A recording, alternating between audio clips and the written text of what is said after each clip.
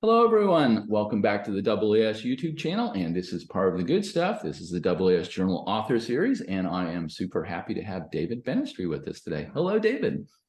Hello, how are you, I Francis? am Nice to doing meet you. awesome on this August 31st of 2023 as we record this. And David, where are you located at? Currently, I'm actually visiting Bulgaria. I'm now live in Cambridge, but now I have like a short research visit in Bulgaria, so with my colleagues here. So yeah, so I mean, happy to discuss from far away from the States, but I mean, still like there are some exotic places like to speak about like science. So Absolutely. Well, I do people all over the world. So I think Bulgaria, this is the first one for Bulgaria, though. So that's very cool. And how's summer in Bulgaria? Is it starting to turn to fall? Are we still in full summer mode in Bulgaria? So yeah, I mean, for instance, like I was in Cambridge. I mean, in my where I do my postdoc. So until a few days ago, and it's like rainy sometimes. I mean, it's suddenly there is a rain. Suddenly it's like hot, but here is much hotter. But I mean, still sometimes I mean you got like some rain. So the winter is like starting like to show around. So very cool. Let's see, and I'm in Phoenix, and we are still in our summer throes, although we're starting to cool down a little bit. We're starting to come down. So fall is approaching, but we're still in the summer mode. So very cool. Wow, very cool. And David, what do you like to do for research? Oh, Oops. I mean, my main, yeah, I mean, this is like the main big question that it's attract me a lot. So, I mean, I could formulate this like this. I mean, apparently Einstein's theory of gravity is not complete. There is like at least one modification that we need to add. And Einstein, many years ago, he added like this kind of constant because he wanted like to stabilize the universe. But then he thought, okay, we don't need it because he saw like that the universe is expanding. So he called this like his biggest blunder, like his biggest mistake. But from 1998, apparently the universe is also accelerating. So it means that all of the galaxies are running away from us and accelerating. So, and you have to put back like the Einstein cosmological constant. So, I mean, in my research, I try like to understand how this is possible to test this lambda, but not in cosmology, not in this kind of systems. I mean, if this is possible to detect like this kind of like modification in other systems. Perfect. And apparently it's possible. Indeed. And we're going to come to this. That is going to bring us to this very awesome, double awesome PJ letter. It is open access, people. It's the open access area and era. You can go grab a copy for free. Go get one. Constraining dark energy from a local group dynamics. And David, take us away. So as I told you before, I mean, you can see this lambda, this cosmological constant appear like in this equation there. So I mean, this is like some energy density that pushes all of the galaxies outside from us. Mm-hmm. But the main problem, I mean, I would say, okay, we see that on very large scales, this cosmological constant works very well. I mean, it describes why the galaxies they are like expanding at this rate, and also the radiation of the Big Bang. So, I mean, okay, it's like a perfect model. There are some Hubble tension problems, but okay, maybe this is some astrophysical effect that we don't understand. Yeah. However, apparently there is like one system, and it's not the only system apparently, that the cosmological constant is going to change the whole motion.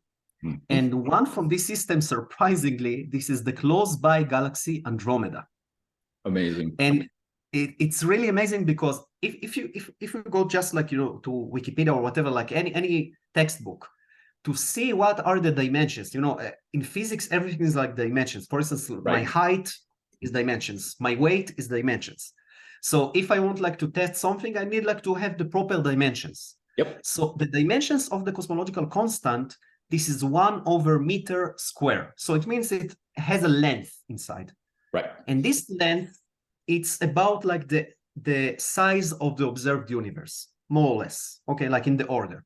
Yeah. So it means I'm going to see like the effect of this kind of like repulsion force on very large scales. Mm-hmm. So how this could be that it's going to change also the motion of Andromeda, which is really close by. I mean, only 1 megaparsec, 200 billion years. And again, the age of the universe, 30.7. So it's much, I mean, it's nothing.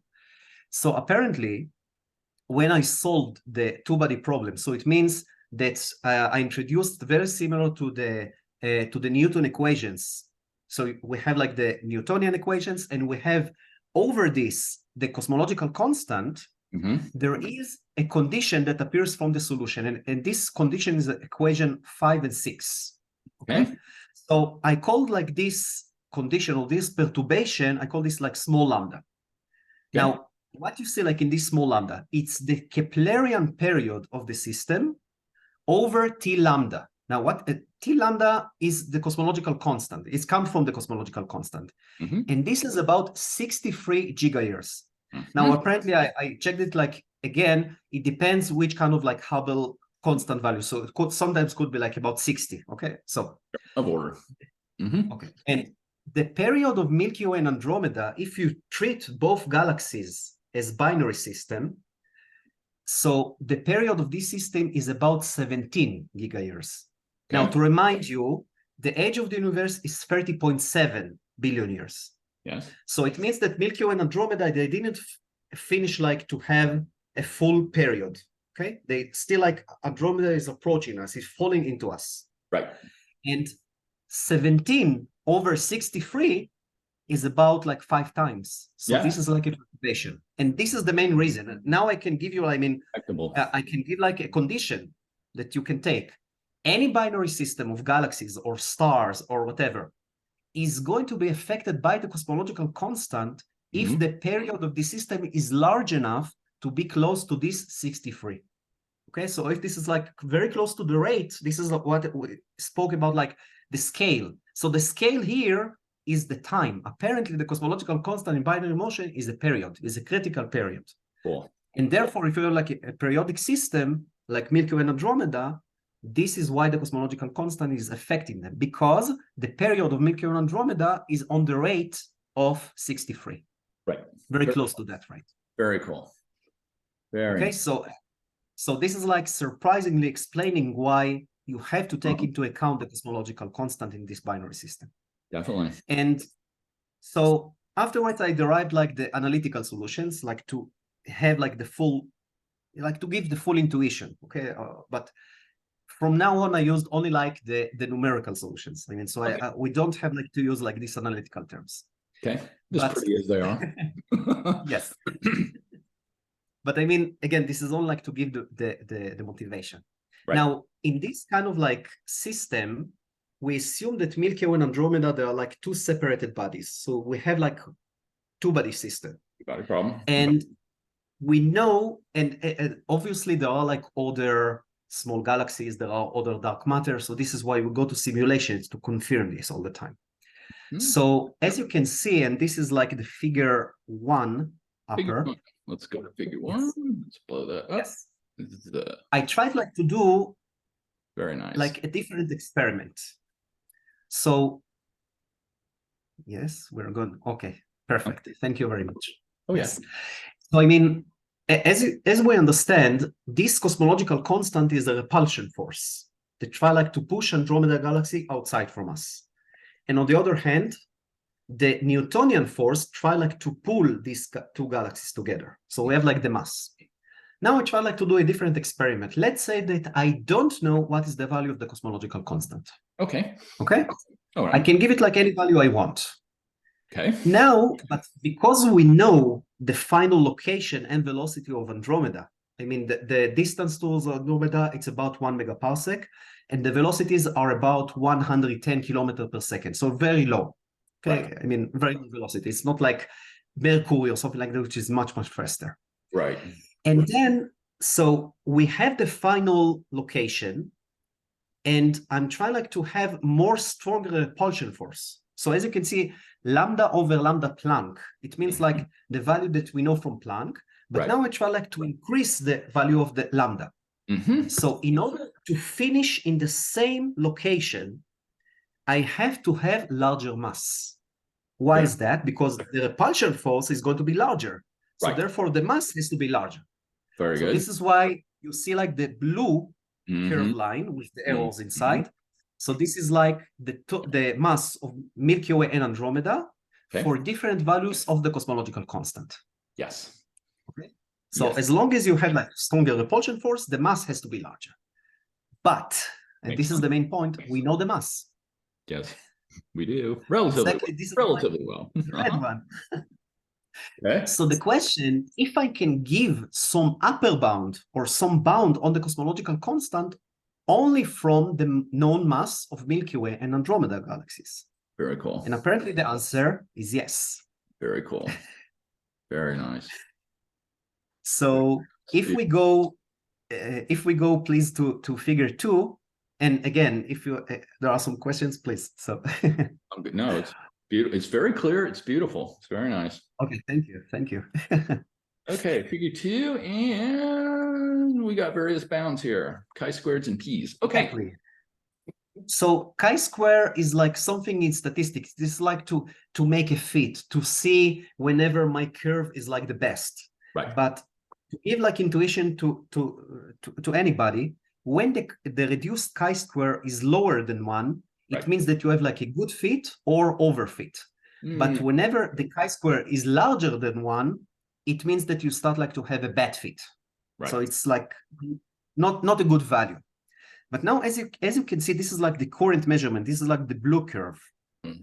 So you see that until about 4 or until about 5, we have chi-square smaller than 1. So it means that the value is possible. You have overfit, so it means with the error of Andromeda, it's fine. I mean, the Andromeda motion could suffer, let's say, the different value of the cosmological constant. But when it will be higher than about 5 times the value of the cosmological constant for Planck, then the fit is not good. Right. I mean, the fit to the mass, the predicted mass that we see. Yeah, goes above 1.25. Exactly. So it means, this is only like to say, I know the mass. When the predicted mass that I measure, it's 2 deviates from the measurement, or from the measured mass that I have. So apparently up to about 5 times, this is the upper bound. But until then, you can have like a possible values. But if you are more than this, the mass that you predict is too large. It's not compatible with the knowledge that we have of the mass in Milky Way and Andromeda. I'm with you. Now, so this is like currently. But maybe in future measurements that you are going to have like less errors for the Andromeda proper motion. So it means for the tangential velocity and so on and so on. Maybe the errors are going to be reduced. Hope so. And apparently, yes. I mean, so you can see like in the yellow curve or the orange curve, I mean, depends how you define orange or yellow. Yeah, exactly. So right here, the one with the big minimum. Exactly. So here you have like upper bound, which is about 2 point something, but lower bound, which is about 0.5 or something like that. Okay. All So right. it means you're going to have a detection of lambda from the motion of Andromeda. Nice. You're not only going to have like upper bound, but also like a detection. It's going to be in between some value to up to some value. And why there are some errors? Because these are 2 galaxies. Again, it's not like isolated bodies. I mean, there are a lot of errors inside, simulations, and so on and so on. But still, from future measurements, we could give like a good approximation from the cosmological constant, only based on Andromeda galaxy. Very cool. Motion. Very cool. Yes. So I mean, correspondingly, you can see like in the upper plot. I mean, this is like the comparison, how the local group distribution looks like. This is the blue curve. Okay. So the value that I got for lambda from the local group, from future measurements, I mean, it's a bit reduced.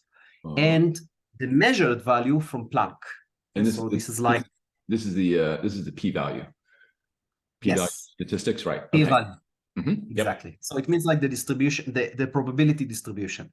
So it means this is like reduced. It's getting closer, obviously not as exact as Planck, but I mean, for the first time to use Andromeda to constrain lambda. Local. Exactly. It's great. So yeah. Very cool. So yes. So, and I mean, so this is like the outcome or the deliver what you can study from Andromeda motion. Apparently, however, and this is for maybe future measurements or future research, there are other binary galaxies in our local void. Okay. And we found some, and we are still searching for some. And from this kind of like binary galaxies, if they have like the same condition, that their period is about 63 gigayears, it is possible also to constrain lambda from binary galaxies distribution. Yes. So this is like the big dream that we start like to develop, also like the theoretical framework and also like the observational framework for this. Okay. So I like big dreams. Big dreams are good. Okay. Very cool. Very cool. We get into a little bit of modified gravity here, delta G's. Okay. Yes. So we try like to see also like how the Newtonian constant could be deviates, but I mean, it's not that exact as other systems, but I mean, the upper bound is about like 10 to the power of minus 1. So in comparison, the best estimation that we had so far is 10 to the power of minus 5. Yes. Okay, but again, it's only from this scale to get like this constraint. So very cool. Yeah. Very cool. Very lovely letter. Very nice. Thank you very much. Nice and short. And David, I want to thank you so much for walking us through this very awesome APJ letter. Very cool. Thank you very much. Yeah. And you mentioned it a little bit there, but let me go ahead and push on it a little bit. You know, where do you think we go with this over the next couple of years? Let's say 2 to 5 year time period. You mentioned other searches going on. Are those observational searches? Do we have any maybe promising candidates? Is there additional theoretical work that could be done? And just sort of where do we go with this over the next couple of years? I mean, the full formulation for two-body problem, some of it is solved in the literature, some of it is still not. But also like to build the formulation. I mean, if you have like a lot of binary galaxies, how we can infer from this the value of lambda, it's a framework that's still not studied, I mean, beforehand. So I mean, also like to build the theoretical framework and also like to detect these binary galaxies. I mean, for instance, like Milky Way and Andromeda, but also other binaries, they have like the same properties. So as I told you, I mean, the condition is like that their period is going to be on the scale very close to 60 gigayears, 63 gigayears. Yeah. So there are other binary galaxies. Cool. But I mean, for instance, like, let me give you like one problem with this. Okay. We don't know what is like the tangential velocity. So we do measure like the radial velocity towards us from the expansion rate, but we don't know like the peculiar motion, how they're like measured like in other directions. Right. So it is still possible if you have like a distribution of many galaxies, like to overcome this problem. Yeah. But it needs like to be studied. I mean, as a full distribution and so on and so on. Right. So I mean, like to build the framework for this. Very cool. But this is like the main aim.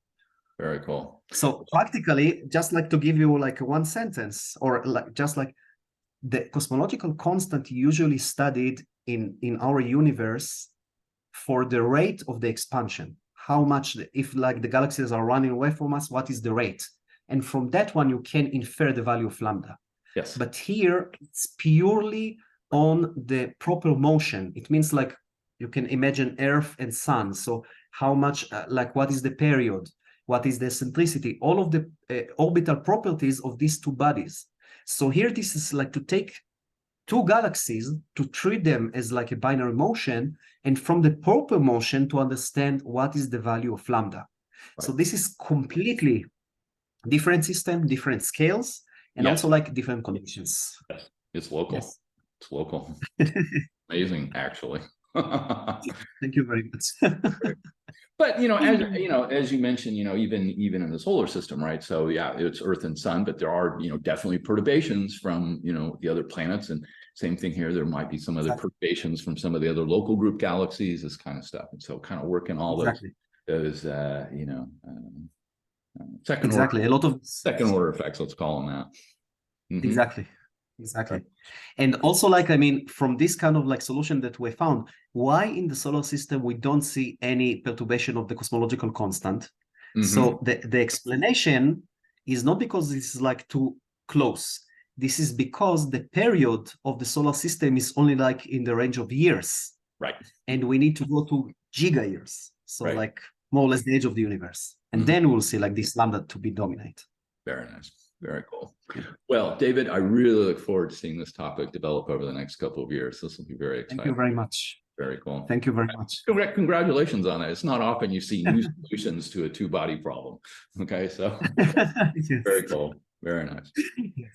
It's And a very fundamental problem, and it's hard to believe that there are like some novel things there. I mean, it's like solved for so many years. So, exactly. Yeah. Very cool. Very nice. And that will do, everyone. And I hope this made your astronomy day just a little bit better, and we will see you on the next one. Bye-bye.